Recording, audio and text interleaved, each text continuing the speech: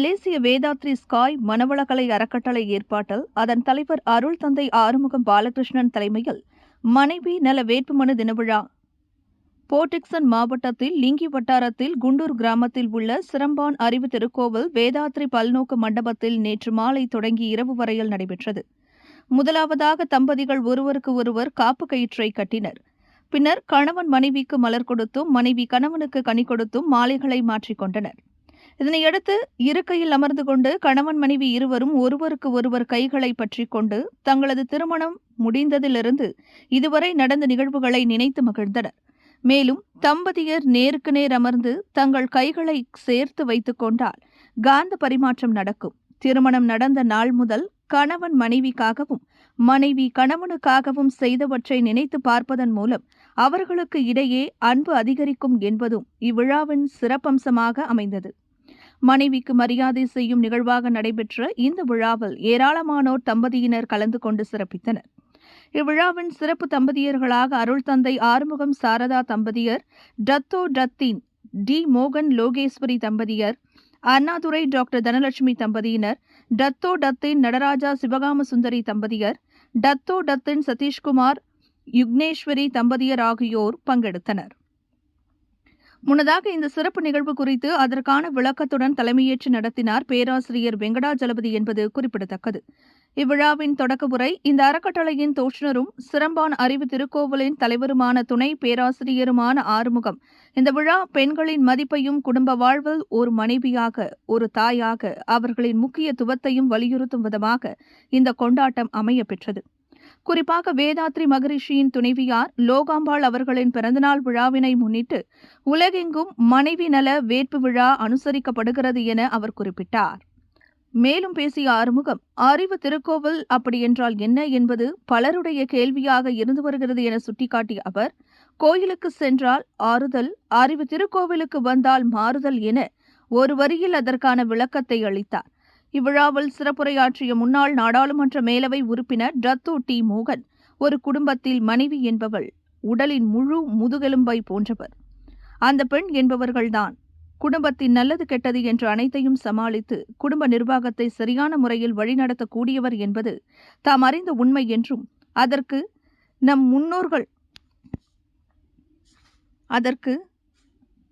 நல் முன்னுதாரணமானவர்கள் தனது தாயார் மற்றும் மனைவி என குறிப்பிட்டார்.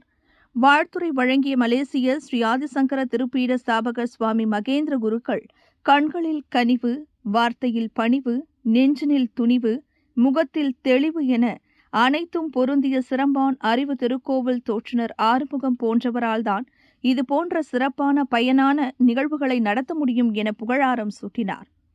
இன்று சிறப்பாக நடைபெற்ற இந்த மனைவி நல வேட்பு தின விழாவை அடிக்கடி நடத்துமாறு கேட்டுக்கொண்ட அவர், இதன் மூலமாக கணவன் மனைவி இல்லற வாழ்க்கை சிறப்பு பெறும், குடும்பம் சுபிட்சம் அடையும் என அவர் நம்பிக்கை தெரிவித்தார். விழாவில் நன்றியுரையாற்றிய சிரம்பான் அறிவு திருக்கோவில் தலைமை நிர்வாகி அருள் தந்தை அண்ணாதுரை, வருகையாளர்கள் அனைவருக்கும் நன்றி கூறியதை தொடர்ந்து அன்னதானம் நிகழ்வுடன் விழா நிறைவடைந்தது. பழமொழி கேட்டிருப்பீங்க, ஊராம் பிள்ளையை ஊட்டி வளர்த்தா தாம்பிள்ள தானா வளரும் அப்படின்றத பழமொழி கேள்விப்பட்டிருப்பீங்க. அந்த ஊரான் பிள்ளை அப்படின்றது எல்லா கணவர்மார்களுக்கும் இதை கொஞ்சம் கேட்டுக்குங்க. நாம அதை சொல்ற மாதிரி ஒரு பழமொழி, ஊராம் பிள்ளையை ஊட்டி வளர்த்தா தாம்பிள்ள தானா வளரும். ஊராம் பிள்ளைன்றது நம்மளுடைய மாமனாருடைய பிள்ளை. நம்மளுடைய ஆண்கள் எல்லாரும் நீங்க அதை குறிச்சுக்குங்க. நம்மளுடைய மாமனாரோட மகள் ஊராம்பிள்ளை. அப்ப அந்த ஊராம்பிள்ளைன்றது நம்மளுடைய மனைவி தானே. ஆக நம்மளுடைய மனைவியை நாம எந்த வகையில நாம சரியா கவனிச்சுக்கிறோமோ அந்த மனைவிக்கு பிறந்த நம்முடன் சேர்ந்து பிறந்த குழந்தைய நல்லா கவனிச்சுக்குவோம். அப்ப நம்முடைய பிள்ளை நல்லா வளரும். அதுதான் ஊராம்பிள்ளைய ஊட்டி வளர்த்தா. துணை பேராசிரியர் ஐயா ஆறுமுகம் அவர்கள் எனக்கு ரொம்ப பிடித்தமானவர். ஏன்னு கேட்டிங்கன்னா, நீங்கள் அவரை நல்லா ஒத்து கவனிச்சிங்கன்னா, நான் அப்பொழுது பார்த்துக்கிட்டு இருக்கிறேன். அவரோட கண்களில் ஒரு கனிவு, வார்த்தையில் ஒரு பணிவு, நெஞ்சில் ஒரு துணிவு, முகத்தில் ஒரு தெளிவு உள்ளவர்கள் தான் இது போன்ற நிகழ்ச்சிகள் செய்ய முடியும். அவரை மனதார பாராட்டுகின்றோம். இந்த நிகழ்ச்சியானது இதோடு நின்றுவிடக்கூடாது. தொடர்ந்து மாதத்துக்கு ஒரு வாக்கா அல்லது வருஷத்துக்கு ஒருக்கா செய்யுங்க. குடும்பம் ரொம்ப சிறப்பாக இருக்கும்.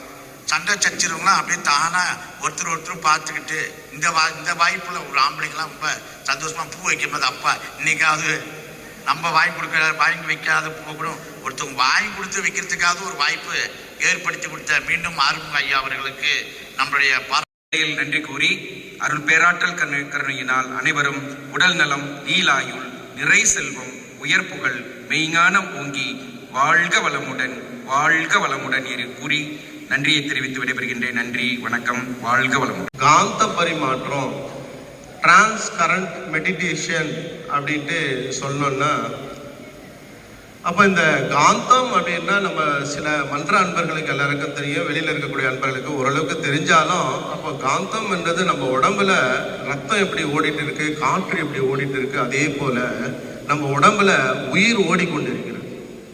அப்போ இந்த உயிர் ஓடுகின்ற போது அந்த உயிரிலிருந்து வரக்கூடிய அலை தான் ஜீவகாந்தமாக நம்ம உடம்புல இருக்கு. இந்த பிள்ளைங்களோட எல்லா குடும்பத்தோடையும் அந்த பிள்ளைங்களை படிக்க ஆரம்பிக்கிறாங்க.